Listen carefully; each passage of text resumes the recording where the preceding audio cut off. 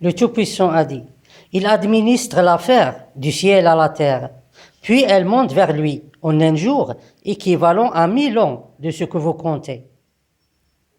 Lisez un verset 3 fois, puis votre Seigneur vous donnera une subsistance en abondance. Ou bien dites le mot miséricorde de Dieu 100 fois, puis votre Seigneur pardonnera tous vos péchés et vous fera miséricorde.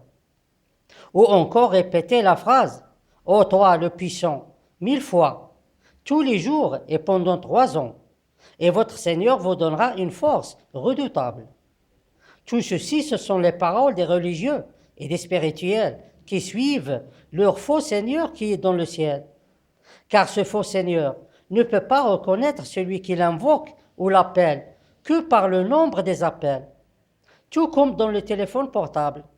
10 appels en absence est plus attirant qu'un seul appel en absence.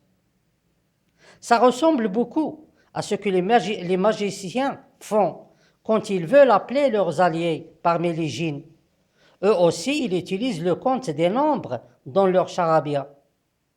Et c'est le cas aussi pour les gens développés, tels que certains sites électroniques qui évaluent les œuvres par le nombre de clics et la durée de vue.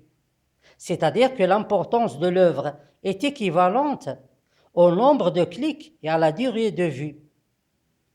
C'est donc pareil pour tout le monde, car c'est une loi imposée par le faux Seigneur qui est dans le ciel. Tandis que les honorables messagers de Dieu, ils ne demandent aucune chose de Dieu qu'à l'instant où ils ont besoin de cette chose. Et ils lui demandent ceci une seule fois, sans répétition. Soit il répond à leur demande le même jour ou pendant l'instant même, soit il ne répond jamais. Les honorables messagers ne donnent pas à Dieu Tout-Puissant les nombres comme des associés et n'utilisent pas le compte des nombres dans leur appel ou leur demande.